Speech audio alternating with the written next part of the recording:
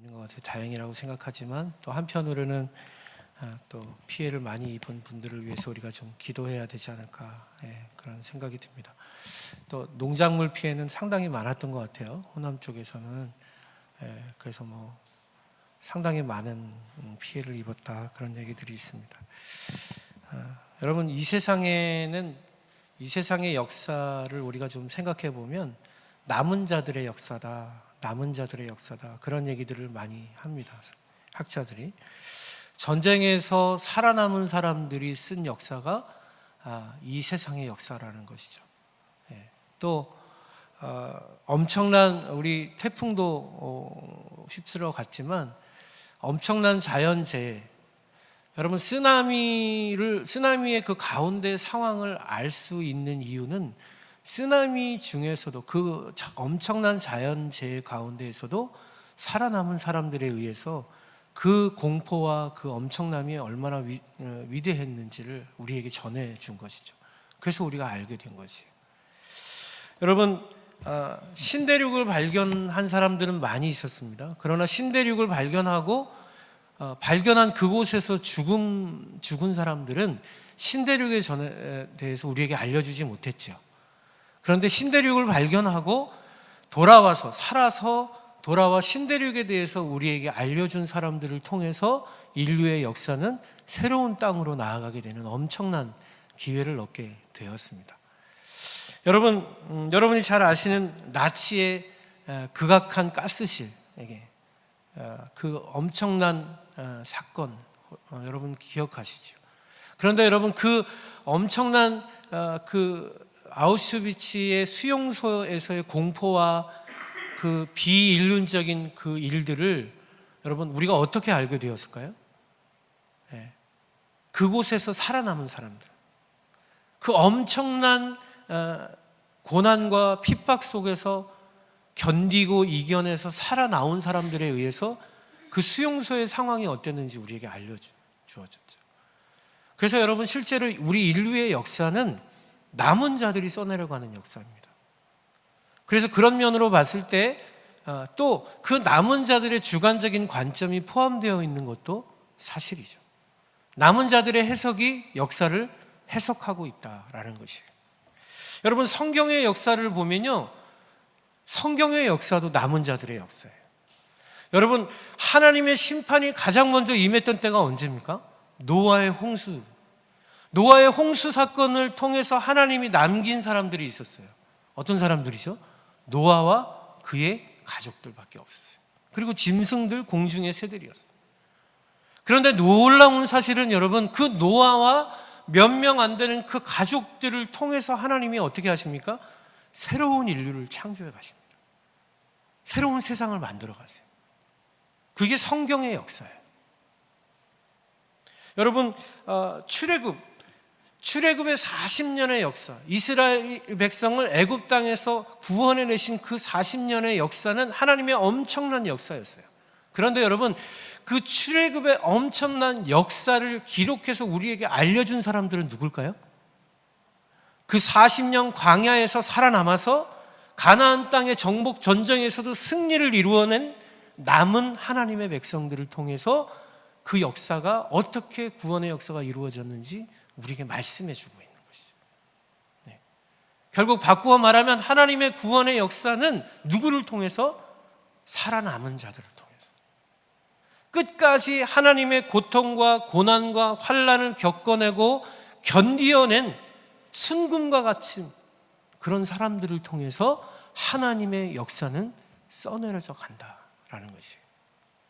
여러분, 엘리야 선지자의 시대, 우리가 요즘에 열왕기 하를 큐티 본문으로 묵상하고 있는데, 우리 지금 본문은 조금 지났죠. 그런데 열왕기 상의 시대는 어떤 시대입니까? 아합 왕조가 북이스라엘을 완전히 통치하던 때죠. 아합 왕은 이세벨이라는 부인의 그 큰 엄청난 영향력을 통해서 바알 신을 온 민족이 섬기는 시대로 변해가죠. 하나님을 섬기는 제사장들보다 바알 신을 섬기는 제사장들이 더 많았던 시대가 아합 왕의 시대예요. 그래서 하나님을 섬기던 유일한 선지자였던 엘리야가 고통 속에서, 외로움 속에서 하나님 앞에 이렇게 울부짖습니다. 열왕기상 19장 14절을 보면 그가 대답하되 내가 만군의 하나님 여호와께 열심히 유별하오니 이는 이스라엘 자손이 주의 연약함을 버리고 주의 언약을 버리고 주의 제단을 헐며 칼로 주의 선지자들을 죽였음이오며 오직 나만 남았거늘 그들이 내 생명을 찾아 빼앗으려 하나이다. 이세벨이 엘리야를 공격하고 죽이려고 막 쫓아오는 상황 속에서 하나님 앞에 이렇게 고백하는 거예요. 하나님, 하나님을 예배하는 사람은 이 땅에 이제 저밖에 없습니다. 이제 하나님을 바라보며 하나님을 경외하는 사람은 아무도 보이지 않습니다. 하나님, 도대체 이 외로운 싸움을 제가 언제까지 싸워야 되며 이 외로운 싸움 속에서 내가 언제 끝을 봐야 합니까? 라고 질문하고 있는 거예요. 그런데 여러분, 그런 질문을 하고 있는 엘리야에게 하나님이 뭐라고 말씀하시는 줄 아십니까? 16절을 보면 너는 또 님시의 아들 예후에게 기름을 부어 이스라엘의 왕이 되게 하고 또 아벨 모홀라 사밧의 아들 엘리사에게 기름을 부어 너를 대신하여 선지자가 되게 하라. 하사엘의 칼을 피하는 자를 예후가 죽일 것이요 예후의 칼을 피하는 자를 엘리사가 죽이리라. 그러나 내가 이스라엘 가운데 7,000명을 남기리니 다 바알에게 무릎 꿇지 아니하고 다 바알에게 입맞추지 아니한 자니라. 그럼 이게 뭘 말씀하는 거예요? 너 혼자 이 외로운 싸움을 싸우고 있는 것이 아니라 아직까지도 이 엄청난 바알 신이 지배하고 있는 이 이스라엘 땅에도 그 바알에게 무릎 꿇지 않는 살아있는 남은 자들이 있다.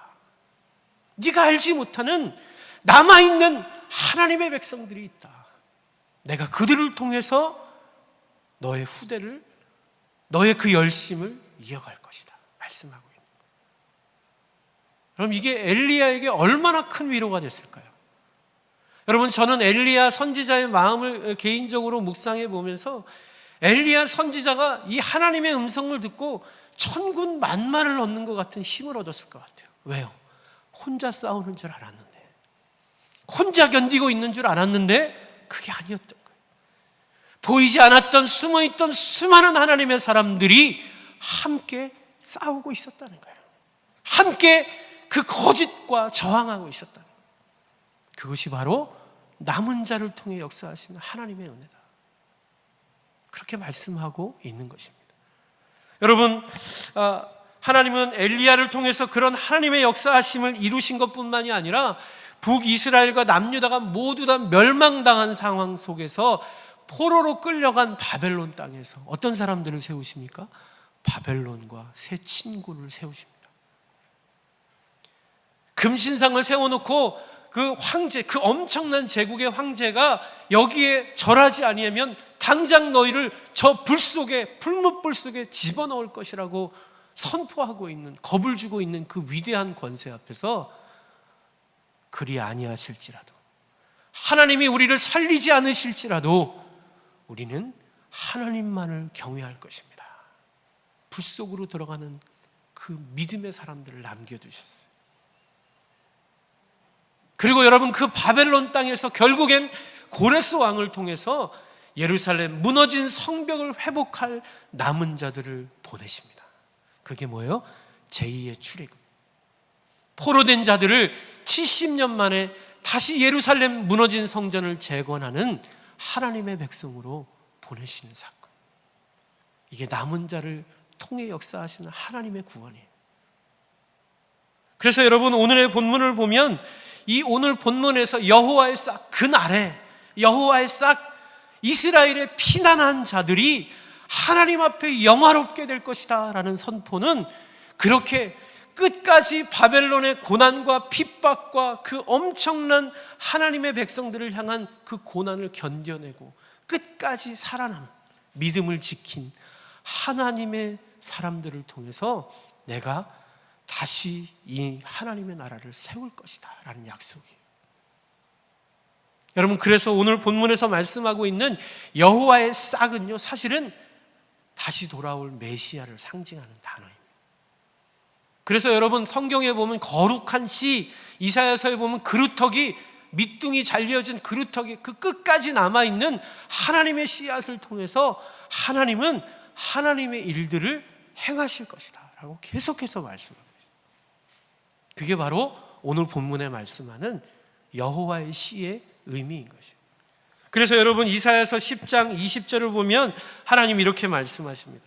그날에 이스라엘의 남은 자와 야곱 족속의 피난한 자들이 다시는 자기를 친 자를 의지하지 아니하고 이스라엘의 거룩하신 이 여호와를 진실하게 의지하리니 남은 자 곧 야곱의 남은 자가 능하신 하나님께 돌아올지니라. 남은 자가 돌아올 것이라. 남은 자를 통해 일하실 것이라. 남은 자를 통해 하나님이 하나님의 구원을 베푸실 것이다. 그렇게 말씀하고 있는. 여러분, 그렇게 하나님의 말씀대로 끝까지 살아남았던 사람들이 어떤 사람들일까요? 오늘 말씀에 보니까 뭐라고 합니까? 이스라엘의 피난한 자래. 이스라엘의 피난한 자. 여러분, 피난 가보신 적 혹시 여기 우리 권사님도 오늘 예배 참석해 주셨는데 피난까지는 아니시죠? 피난을 경험해 본 세대가 이제는 저희 아버님 때 세대밖에 없으신 것 같아요. 여러분, 제가 지난주 중에 이렇게 보니까 이산가족 상봉이 요즘 다시 이루어지고 있더라고요. 저는 너무 마음이 좋았어요. 저는 그렇게 가족이 찢어져서 만나지 못하는 아픔을 가지고 살고 계신 분들 보면 참 너무 안타까웠거든요. 그런데 그분들이 만나는데 저는 좀 아쉬웠던 게 2박 3일이 뭐예요? 2박 3일. 수십 년을 헤어져 살았는데 그분들 만나게 하는데 그냥 좀 한 달 정도 그냥 좋은 곳에 가서 그냥 먹고 자고 한 달을 그냥 같이 살 수 있게 해주시면 얼마나 좋았을까. 죄송합니다. 달랑 2박 3일 그리고 돌아오는데, 그래서 그 뉴스로 화면을 보는데 어떤 분이 만나면서 동생을 끌어안고 이렇게 얘기하시더라고요. 살아있어줘서 고맙다. 살아있어줘서 고맙다. 여러분, 그게 무슨 말일까요? 그분들 얘기를 들어보면 다 언제 헤어졌습니까, 여러분? 6.25 때 헤어진 분들이에요. 잠시 잠깐 내가 저기 가서 먹을 게 없어서 음식 장만에 오면 그 음식 장만에서 우리 같이 먹자 약속하고 며칠 음식을 구하러 갔다가 못 돌아온 거예요. 수십 년을 못 만난 거예요. 아버지가 가족들의 힘든 상황을 보고 어떻게 해서든 남쪽에 내려와서 무엇인가 해결해 보려고 잠시 왔다가 다시 못 간 거예요. 그렇게 수십 년을 사는 거예요. 아버지를 잃어버리고 형제를 잃어버리고 어머니를 잃어버린 상태에서 여러분, 그 삶이 얼마나 힘들고 얼마나 고통스럽고 얼마나 외로웠을까요? 그런데 그렇게 힘든 인생의 길을 참아주고 견뎌내서 너와 내가 오늘 만날 수 있으니 고맙다 얘기하고 있는 거예요. 여러분, 이게 무슨 말씀일까요? 나도 너를 만나러 여기까지 수십 년을 오는데 참 힘들었다 얘기하고 있는 거예요. 참 힘들었다. 여러분, 이게 바로 피난 다닌 사람들의 삶이에요. 여러분, 성경에서 오늘 말씀하고 있는 이스라엘의 피난자들의 삶은 어땠을까요? 여러분, 그 피난한 자들의 삶에는 아픔이 있어요. 아픔이 있어요. 상처가 있어요. 외로움이 있어요. 그리고 피난한 자들의 삶에는요, 헤어짐의 쓰라린 기억이 있어요. 헤어질 거라고 예상도 못했는데 평생을 그리워하며 살았던 그 해결되지 않는 아픔이 있어요. 더군다나 그래서 외로워진 그 삶 속에서 권력과 힘을 가진 자들에게 모든 것을 빼앗기며 살아왔던 억울함이 있어요. 억울함이. 힘이 없어 빼앗길 수밖에 없었던, 힘이 없어 내줄 수밖에 없고, 힘이 없어 짓밟힐 수밖에 없었던 억울함이 그 아주 가슴 깊은 곳에 있어요. 그뿐입니까? 그럼에도 불구하고 내 가족과 나를 위해 살아내야 한다는 그 정말 악을 물고 살아내야 한다는 생각 속에서 세상을 향해서 살다 보니까 마음이 어떻게 됐어요? 감정이 다 사라지고 없어요. 너무나 굳은 살이 베겨져서 마음이 기뻐도 기뻐하지를 못하고 감사한 것도 감사하지 못하고 좋은 것을 좋다고 표현하지도 못하는 사람 속에 살아가는 사람들, 여러분, 그 사람들이 누군지 아세요? 피난자예요. 피난자. 여러분, 제가 수동교회를 섬길 때 사랑하는, 정말로 사랑했던 딸을 먼저 보낸 권사님이 계셨어요. 그 권사님 가서 제가 예배 드리고 뭐 좀 음식도 좀 사가지고 가서 좋은 과일 나오면 배나 사과 이렇게 사가지고 권사님 이거 좀 드세요 하고 신방하면서 드리면요, 그 권사님 뭐라 그러는지 아세요? 목사님, 딸을 먼저 보낸 죄인이 좋은 것 먹으면 뭐예요? 웃을 수 없어요. 그죠? 먼저 간 천국에서 기다릴 그 딸 생각하면서 저도 갈 날만 바라봐요. 그 앞에 마당에 가면 친구분들이 이렇게 옹기종기 모여서 얘기도 하시고 뭐 맛있는 국수집도 같이 가시고 하는데요, 안 가신대요. 왜 그러냐? 거기 가면 자꾸 웃음이 나온대요. 좋아서. 그런데 웃을 때마다 죄스럽대요, 딸한테. 그래서 못 웃는데요. 여러분, 이게 피난한 자의 마음이에요. 잃어버린 가족에 대한 미안함 때문에 자기의 삶의 기쁨을 거부하고 사는 사람들, 이런 사람들이 여러분 피난한 자들이에요. 그렇게 아픔과 상처로 점철되었지만 그럼에도 불구하고 그 고난과 핍박의 삶 속에서 오직 하나님만을 붙드는 것이 생명이라고 살아왔던 사람들. 그래서 그 바벨론의 엄청난 핍박과 고난 속에서도 하나님만은 놓지 않고 끝까지 붙들고 다시 예루살렘으로 돌아온 사람들. 여러분, 그들을 통해 하나님이 일하시겠다 선포하시는 거예요. 그들을 통해서 내가 하나님의 나라를 다시 세울 것이고 그들을 통해서 내가 너희를 영화롭게 할 것이다 약속하고 계신 본문이 오늘의 말씀입니다. 왜 그렇습니까? 그 절망과 고통 속에서, 그 외로움 속에서 끝까지 하나님을 버리지 않았기 때문에, 그래서 하나님도 그 믿음의 사람들을 버리지 않으시겠다 약속하고 계신 줄 믿으시기 바랍니다. 여러분, 이것이 성경 속에서 성경 66권 전체에 흐르는 남은 자의 사상이에요. 남은 자를 향한 하나님의 마음이에요. 남은 자를 향한 하나님의 사랑이, 그것이 바로 오늘 본문의 약속으로 나타나고 있는 것입니다. 여러분, 어떤 상황 속에서도 그 피난한 자들은 자신들이 하나님을 섬기는 그 하나님의 백성임을 잊지 않았어요. 치열한 그들의 삶을 살았기 때문에 하나님은 그렇게 남은 자들을 통해서 하나님의 나라를 세우실 것이다 라고 말씀하고 계신 거예요. 여러분, 이 땅에 하나님의 교회가 어떤 사람들을 통해서 세워질 수 있을까요? 다시 이 한국교회가 어떤 사람들을 통해서 한국교회가 다시 하나님의 부흥을 경험할 수 있게 될까요? 여러분, 저는 끝까지 하나님을 놓지 않는 남은 자들을 통해서 하나님이 역사하실 줄 확신합니다. 그런 사람들 통해서. 기독교의 역사는 그렇게 남은 자들을 통해서 이어져 왔고, 그렇게 남은 자들의 수고와 헌신을 통해서 하나님의 교회가 세워져 왔기 때문에 그렇습니다. 여러분, 이 시대에 많은 사람들은 한국교회가 쇠퇴기에 이르렀다라고 얘기해요. 저도 맞는 것 같아요. 통계적으로 보면 저희 대한예수교 장로의 통합직 교단도 실질적인 교인 수가 많이 줄어들고 있어요. 출석 교인 수가 많이 줄어들고 있는 게 현실이에요.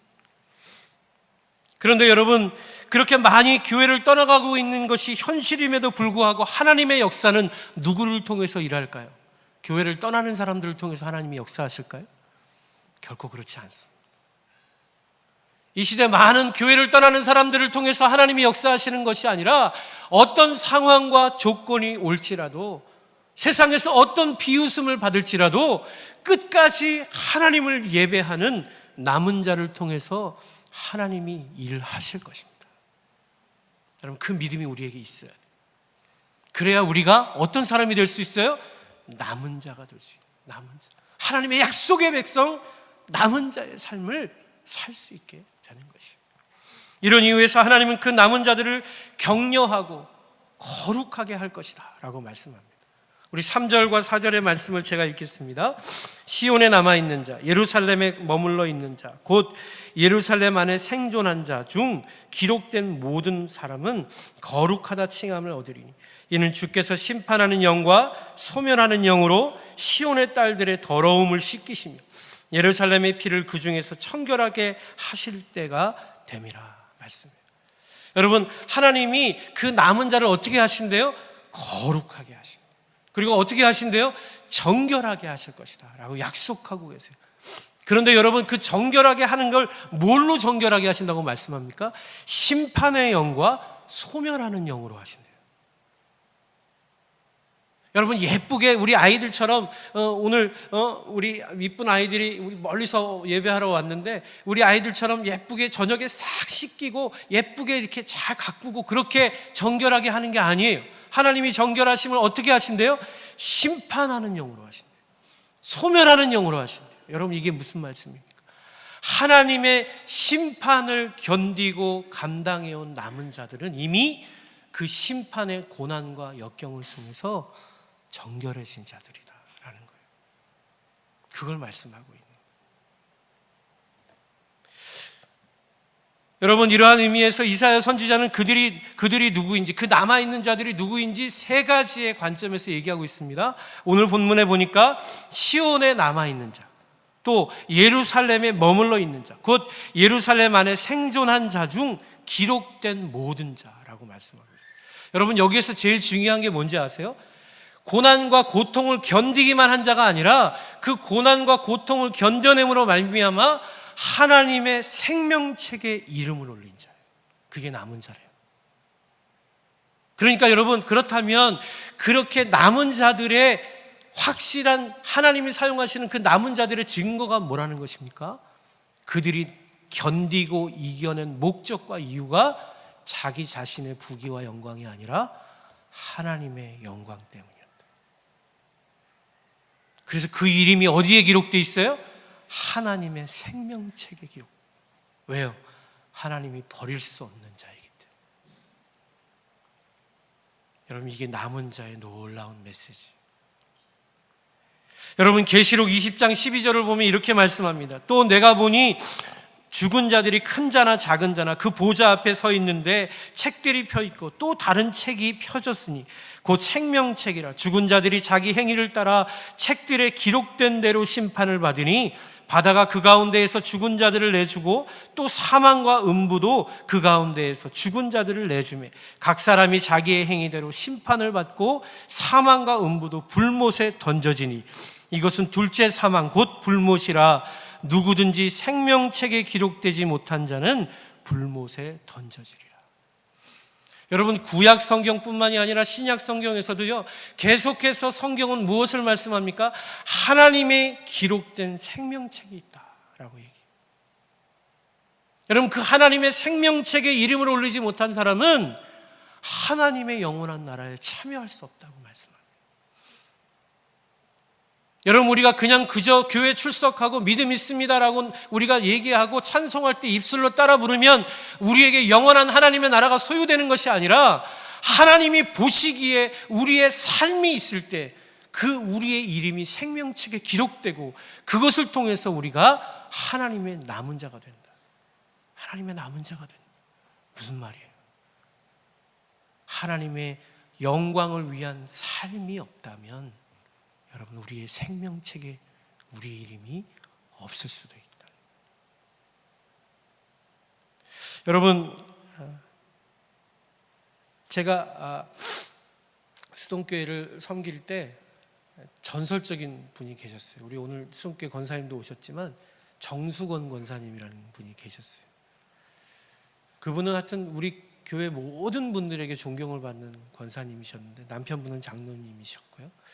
남편분은 침을 놓는 한의사셨어요. 의료 선교도 많이 하시고. 근데 이 권사님은요, 사실 평양신학교, 우리 이남의 신학교가 생기기 이전에 평양신학교에서 이미 신학을 공부한 전도사님이셨어요.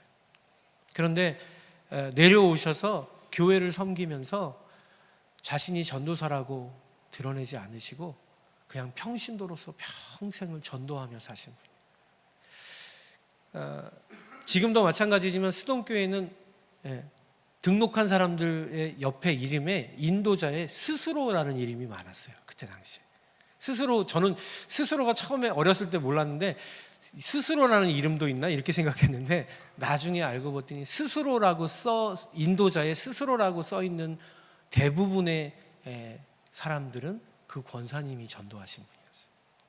자기 이름을 적지 않으셨어요. 그분이 그 권사님이 대표적으로 전도를 하실 때 어떻게 하셨냐면요, 그분은 어떤 분이 우리 교회에 처음 왔는지를 대번에 수천 명이 있어도 대번에 알아보는 분이었어요. 그래서 처음으로 우리 교회에 방문한 분이 있으면 예배 끝나고 막 뛰어가서 그분이 가는 길을 조용히 뒤에서 따라가세요. 그래서 그분 집이 어딘지 알아둬요. 그리고 돌아와서 일주일 내내 뭐 하시는지 아십니까? 맛있는 음식 있으면 띵동 누르고 그 앞에 놓고 가고, 그리고 좋은 것 있으면 이야기하고 수동교회 교인입니다, 같이 나눠 드시죠 하고 나누고, 그렇게 계속해서 하면서 주일날 아침이 되면 그 집 앞에 가서 기다리시는 거예요. 나오실 때까지. 그래서 결국에는 방문한 성도를 등록하게 하시는 그런 분이었어요. 여러분, 그분은 정말로 그 수동교회에서 원로 목사님도 인정하는 전도의 왕이셨어요. 길거리를 가는 곳마다 영혼 구원을 위해서 평생을 살았던 하나님의 여정이었어요. 그분은 결국 기도원에서, 수동교회 기도원, 충령산 밑에 있는 기도원에서 기도원의 정원을 가꾸시다가 천국으로 가셨습니다.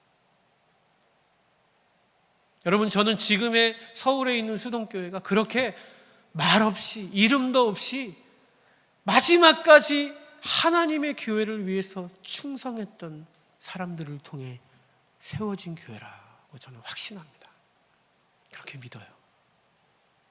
그런데 여러분, 그 권사님의 삶 속에 어려움이 없었을까요? 그렇게 전적으로 하나님의 영광과 교회를 위해서 살아가시는 삶 속에 힘든 일이 없었을까요? 누명은 없었을까요? 사람들로부터의 버림은 없었을까요? 여러분, 제가 나중에 한참 시간이 지나서 교구를 맡아서 신방할 때 나이가 드신 분들은 대부분 그분의 이름을 저한테 이야기하시더라고요. 그러면서 그분한테 신세를 많이 졌죠. 그런데 그분한테 죄도 많이 졌어요. 왜요? 교회 안 나오면 그분이 가서 권면하시니까. 왜 안 나오냐고, 왜 교회 안 나오냐고, 그거 아니라고, 그렇게 살면 안 된다고 권면하니까 그게 싫어서 그분을 외면했어요. 그게 싫어서 그분과 관계를 끊어버렸어요. 그런데 그분이 돌아가시고 나니까 그분이 주신 사랑이 진짜 복음의 사랑이었던 걸 느끼는 거예요. 그래서 어떻게 해요? 그분을 그리워하는 거예요. 그리고 너무 죄스러워하는 거예요. 그때 그분한테 그러면 안 되는 거였는데, 그때 그분한테 그러면 안 되는 거였는데, 내가 정말 너무 큰 은혜를 받았습니다. 목사님, 그분에게 너무 죄송해요.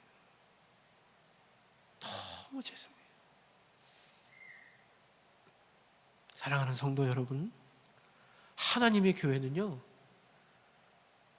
하나님의 뜻에 순종하지 않고 불순종하며 자기 뜻대로 가는 사람을 통해 세워지지 않습니다. 하나님의 교회는 자기의 뜻을 내려놓고 하나님의 뜻에 자기를 맞추는 사람을 통해 세워지는 게 하나님의 교회예요. 그러니까 여러분이 정말로 이 세상의 남은 자로서 이 한국교회의 부흥을 다시 볼 소망이 있다면 여러분은 남은 자가 되려고 애쓰는 삶을 사셔야 됩니다. 여러분, 여기서 말씀드리는 남은 자는요, 어떤 사람입니까? 하나님을 경외하기를 멈추지 않는 사람. 하나님을 경외하고 하나님을 예배하고 하나님을 바라보는 삶을 단절하지 않는 거예요. 어디에 있든 무엇을 하든 어떤 환경 속에 있든지 그 하나님과의 관계만큼은 생명처럼 유지하는 사람이 남은 자인 거예요. 오늘 함께 예배드리는 저와 여러분의 삶이 그렇게 하나님 보시기에, 하나님을 기쁘시게 하는 남은 자의 삶이 되기를 주님의 이름으로 축원합니다. 마지막으로 여러분, 오늘 본문을 보면 하나님께서 그 남은 자들을 축복하세요. 그런데 아주 놀라운 축복을 하십니다. 5절 6절이에요. 여호와께서 거하시는 온 시온산과 모든 지폐 위에 낮이면 구름과 연기, 밤이면 화염의 빛을 만드시고 그 모든 영광 위에 덮개를 두시며 또 초막이 있어서 낮에는 더위를 피하는 그늘을 지으며 또 풍우를 피하여 숨는 곳이 되리라. 여러분, 이게 무슨 말씀이에요? 여러분, 오늘 본문의 5절 6절의 말씀은요, 하나님이 출애굽한 이스라엘의 장막을 낮에는 구름 기둥으로 밤에는 불 기둥으로 인도하셨던 그때로 돌아가게 하겠다라는 말씀이에요. 화염으로 지키신다는 건 불로 지키신다는 거예요. 바꾸어 말하면 내가 그렇게 모든 핍박과 고난과 환난을 겪어내면서도 나를 버리지 않은 그 사람들을 구름같이 불같이 지키며 그곳이 너희의 피난처가 되게 하리라. 그런데 여러분, 그 대상이 누구예요? 이스라엘 백성 한 사람 한 사람이에요? 아니에요. 뭐라고 말씀하세요? 모든 지폐라고 말씀하세요. 지폐가 뭡니까? 회중이에요. 모임이에요. 공동체예요. 그러니까 여러분, 하나님의 약속과 회복의 축복은요, 우리 각자에게 주시는 형통이 아니에요. 성경 어디에서도 여러분, 하나님이 각자에게 말씀하시는 메시지는 결국엔 무엇을 목적으로 하고 있습니까? 하나님의 공동체를 목적으로 하고 있지 개인의 부귀 영화를 목적으로 한 적이 한 번도 없습니다. 여러분, 성경 66권을 잘 한번 보세요. 하나님이 축복하시는 사람을 통해서 하나님은 공동체를 세우시고 공동체를 축복하세요. 이스라엘 백성을 축복하기 위해서 다윗을 선택하시고 그를 형통케 하신다고. 여러분, 모세를 선택하신 이유가 무엇입니까? 하나님의 백성을 구원하기 위해서 모세를 택하신 거예요.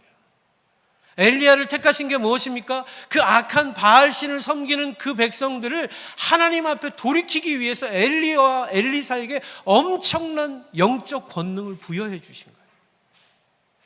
여러분, 하나님의 아들이신 예수 그리스도를 이 땅에 보내셔서 그 아들에게 하나님의 모든 권세와 영광을 부으셨어요. 왜죠? 그분을 위한 것입니까? 아니에요. 예수 그리스도를 믿고 따르는 새롭게 일어날 하나님의 나라 백성들, 새 이스라엘을 축복하시기 위함이었어요. 그러니까 여러분, 오늘 본문에서 마지막으로 하나님이 무엇을 말씀하고 있는 것입니까? 우리를 향한, 남은 자가 된 우리를 향해서 하나님이 누구를 축복하시겠다고 말씀하시는 거예요? 하나님의 교회를 축복하겠다. 하나님의 교회를 다시 일으키겠다. 어떤 교회? 고난과 핍박을 통해서 순결해진 교회. 모든 불순물들을 다 걸러내고 오직 순결한 거룩한 정결한 백성들만이 남아서 하나님의 소망의 나라를, 그 나라를 앙망하는 하나님의 공동체를 내가 회복할 것이다 말씀하고 있는 거예요. 여러분, 요즘에 중국 교회가 시진핑 주석 이후로 중국 교회가 다시 핍박의 시대로 들어가고 있다, 그런 얘기를 많이 듣습니다. 실제로 선교사님들이 많이 추방되셨고요. 또 사드 문제 이후로 선교지를 잃은 중국의 선교사님들이 참 많아요. 그런데 여러분, 많은 사람들이 그래서 중국의 교회들을 염려하고 걱정해요. 그런데 사실 저는 걱정하지 않습니다. 저도 중국 선교를 4년 정도 왔다 갔다 하면서 해봤거든요. 여러분, 중국이 공산화되면서 마오쩌둥이 종교는 거의 아편이다라고 얘기를 했어요. 그래서 마오쩌둥의 부인은 뭐라고 얘기했냐면요, 그 공산화된 이후에 외국에서 방문한 기독교 지도자들에게 이 시대에 중국 땅에서 기독교인을 찾는 것은 박물관에서나 가능할 것입니다. 기독교는 중국에서 죽었습니다라고 선언했어요. 그리고 실제로 수많은 미국의 선교사님들과 종교 지도자들이 중국에서는 하나님의 교회가 사라졌다라고 선언했어요. 그런데 여러분, 그렇게 완전히 없어졌을 것이라고 얘기했던 공산화된 중국이 수십 년이 지나고 문이 열렸잖아요. 문화혁명을 통해서 문이 열려서 그 땅의 선교사님들이 이제 복음의 문이 열렸다고 들어가 봤더니 놀라운 역사를 보게 되었어요. 하나도 없을 것 같았던 지하 교회의 참 그리스도인들이 수만 명이 있는 거예요. 성경을 몸속에 감추어 가면서 서로 읽고 3시간, 4시간을 예배하는 그 순결한 예배자들이 엄청난 지하교회를 세우고 있었던 거예요. 그래서 여러분, 문이 열리자마자 중국의 교회는요 엄청난 기독교인으로 성장해요. 지금은 중국의 5%가 기독교인이라고 그래요. 어마어마한. 여러분, 우리나라의 숫자 개념으로 중국을 생각하시면 안 됩니다. 예. 여러분, 중국은 기본적으로 모든 땅이 사람으로 꽉 차 있다, 이렇게 보시면 돼요. 예. 무슨 중심이나 도시를 가면요 거의 이렇게 사람에게 밀려가는 것이 그냥 정상적인 거예요. 예. 그만큼 사람이 많은 나라예요. 5%면요 세계를 움직일 수 있는 거예요. 여러분, 그렇게 아무도 보이지 않았던 그 중국 땅에 순결하게 정결하게 고난과 핍박을 견뎌내면서 목숨을 걸고 교회를 지켜낸 남은 자들을 통해 지금의 영광을 보게 하신 하나님이 저는 중국 교회 안에 살아계시다고 믿습니다. 그래서 여러분, 중국 교회는 절대로 망하지 않을 거예요. 왜요? 그 고통과 환난을 겪고 온 남은 자가 살아있어요. 지금 그 간증과 증거를 가진 사람들이 지금도 기아교회에서 말씀을 선포하고 있고 하나님의 교회를 세워가고 있어요. 시진핑이 아니라 어떤 누구도 그 하나님의 교회를 멸할 수 없습니다. 왜요? 전능하신 하나님이 그들을 보호하고 계시기 때문에. 할렐루야. 여러분, 이게 하나님의 교회예요. 이게 하나님의 교회의 역사고, 하나님이 이 땅에서 하나님의 교회를 통해 세상을 이끌어 가시는 하나님의 방식, 하나님의 선교, 미시오 데이, 이것임을 믿으시기 바랍니다. 누구를 통해서요? 다 떠나가는, 예루살렘을 다 떠나가는 그곳에 마지막까지 남아서 다 무너진 성벽 그 돌 위에서 하나님을 예배하는 한 사람의 예배자를 통해서 하나님이 일하실 거예요. 하나님이 역사하실 것입니다. 오늘 함께 예배드리는 저와 여러분이 그렇게 이 세상 사람들이 다 떠나간다 할지라도 그 돌판 위에서 여호와의 이름을 부르며 예수 그리스도의 이름을 부르는 한 사람의 예배자로 남아있기를 주님의 이름으로 축원합니다. 우리 같이 한번 그 믿음과 소망을 가지고 우리 같이 한번 찬양하면서 하나님 앞에 기도하며 나아갔으면 좋겠습니다. 십자가의 길, 순교자의 삶이란 찬양. 여러분, 우리는 우리 믿음으로 순교할 수 없어요. 그러나 여러분, 우리가 하나님을 놓지 않는다면, 우리가 하나님만을 버리지 않는다면 우리는 하나님이 거룩하게 하시는 백성이 될 수 있습니다. 그 길로 우리가 나아갈 수 있어요. 하나님, 그렇게 순결한 그리스도의 신부로 살 수 있게 우리와 함께 해주십시오. 그런 마음 가지고 우리 같이 한번 찬양하면서 하나님 앞에 나아갔으면 좋겠습니다. 찬양하겠습니다.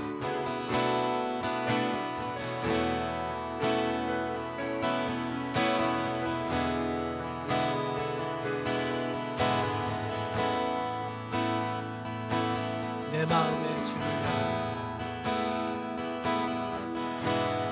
내 마음에 주를 향한 사랑, 나의 말엔 주가 주신 진리로, 주가 주신 진리로, 나의 눈에 주의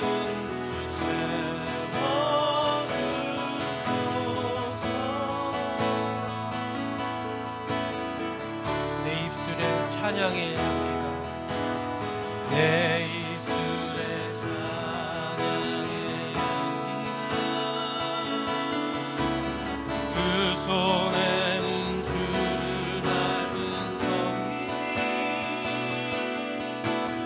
나의 삶의 주의 음성만 하소서. 하나님의 사랑이, 하나님의 사랑이 영원히 함께하리. 십자가의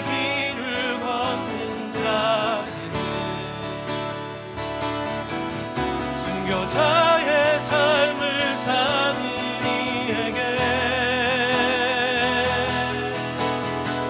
조롱하는 소리와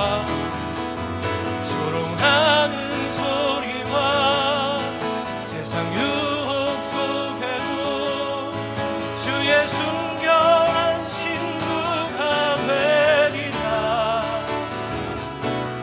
내 생명 주님께 드리리.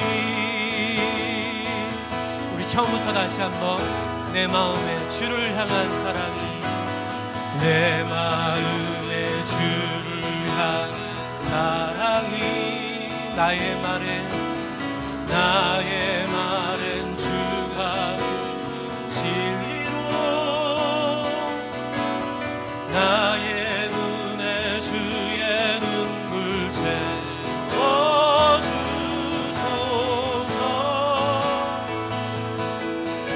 내 입술에 찬양의 향기가, 내 입술에 찬양의 향기가,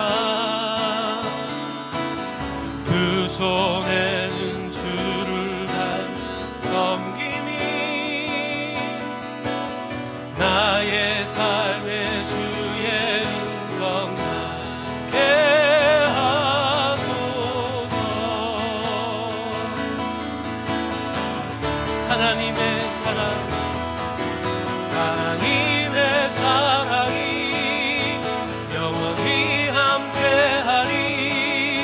십자가의 길을 걷는 자에게, 순교자의 삶을 사는 이에게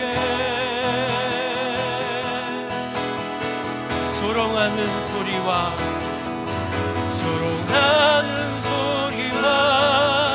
세상 유혹 속에도 주의 순결한 신부가 되리라. 내 생명 주님께 드리리. 우리 한 번만 더 하나님의 사랑이, 하나님의 사랑이 영원히 함께하리. 십자가의 길을 걷는 자에게,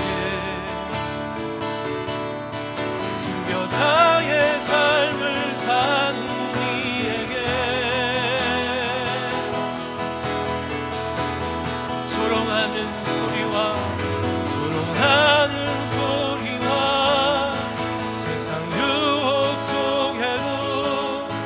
주의 순결한 신부가 되리라.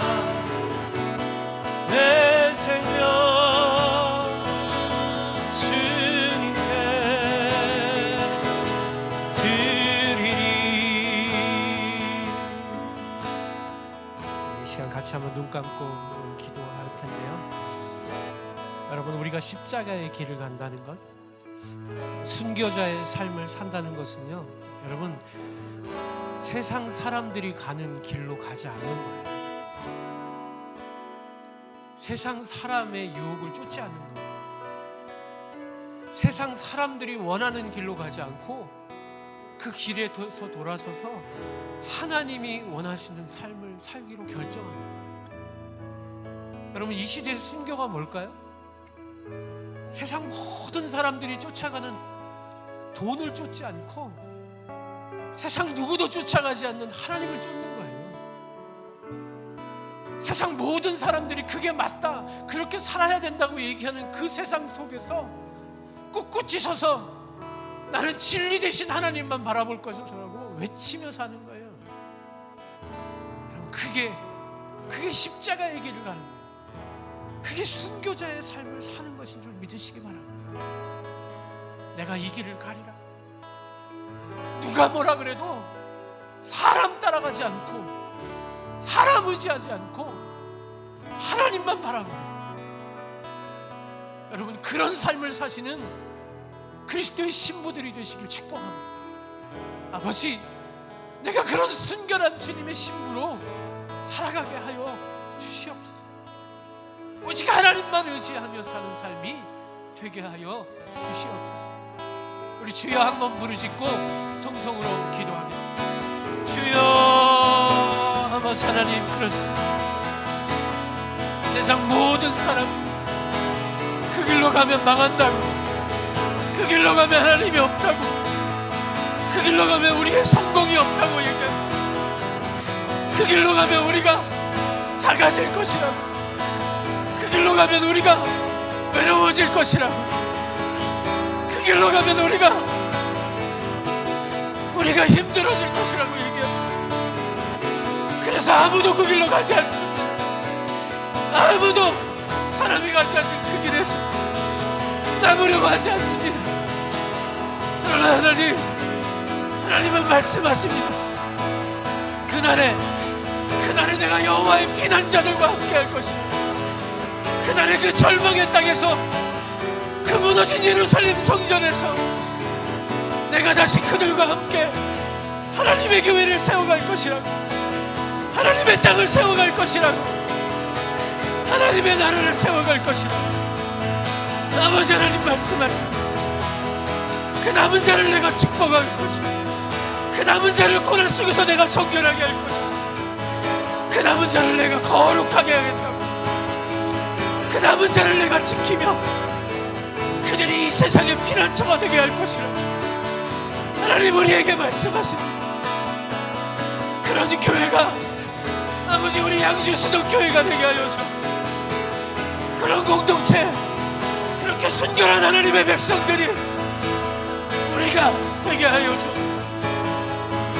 우리의 부귀 영화를 위한 삶이 아니라 하나님 나라의 영광을 위해서 우리의 삶의 모든 것을 내려놓을 수 있는 하나님을 위한 영광의 사랑, 하나님만을 바라보는 남은 자들, 포로된 자들, 세상에서 멸시받는 자들, 그러나 그 영광의 나라가 오면 하나님과 더불어 심판의 주가 될 사람, 그 하나님의 영광의 사람 우리가 되게 하여 주옵소서. 그 소망을 바라보는 우리가 되게 하여 주옵소서. 우리 믿음을 가지고 하나님 앞에 한 번 더 기도하겠습니다. 한 번 더 찬양합니다. 하나님의 사랑, 님의 사랑이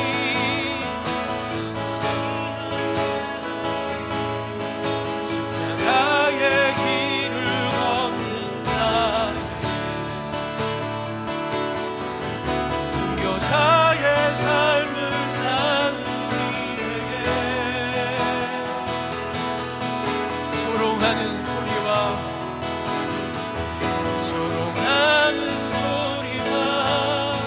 세상 유혹 속에도 주의 순결한 신부가 되리라. 내 생명 주님께 드리리. 우리 한 번 더 기도하겠습니다. 하나님 감사합니다. 하나님만을 바라보는 것, 세상 모든 사람들 떠나가는 그 자리에서도 오직 하나님을 예배하는 예배자로 그 무너진 성벽을 지키는 하나님의 남은 자가 되는 것, 그것이 하나님 우리를 택하여 부르신 진정한 이유라고 말씀하시니 하나님 감사합니다.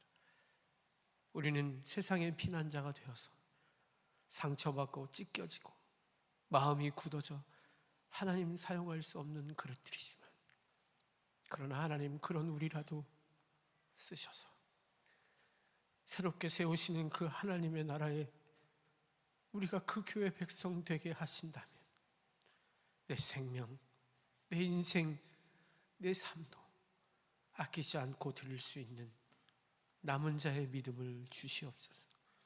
그런 삶이 하나님의 공동체를 세우는 바탕이 되게 하시고, 그런 믿음이 우리를 하나 되게 하시는 아버지 하나님의 축복되게 하여 주옵소서. 그 믿음 가지고 10의 하나는 하나님의 것인 줄 알고, 또 구별되게 감사의 헌금으로, 또 주일 헌금으로 하나님 앞에 드린 귀한 종들이 있습니다. 하나님, 그 귀한 하나님의 종들이 드린 헌물을 기쁨으로 받아주시고 이 헌물을 통하여 하나님의 교회가, 하나님의 나라가 아름답게 세워지는 놀라운 능력의 물질이 되게 하여 주옵소서. 드린 손길 위에 축복하셔서 늘 나누어지고 베풀고 살기 부족함이 없게 하나님 함께하여 주시고 그 손길 통해서 그리스도의 영광이 나타나는 복된 삶이 되게 하여 주옵소서. 하나님이 그렇게 귀한 손길들을 축복하시고 이 헌물 위에 함께하여 주실 줄 믿고 살아계신 예수님 이름으로 기도드리옵나이다. 아멘.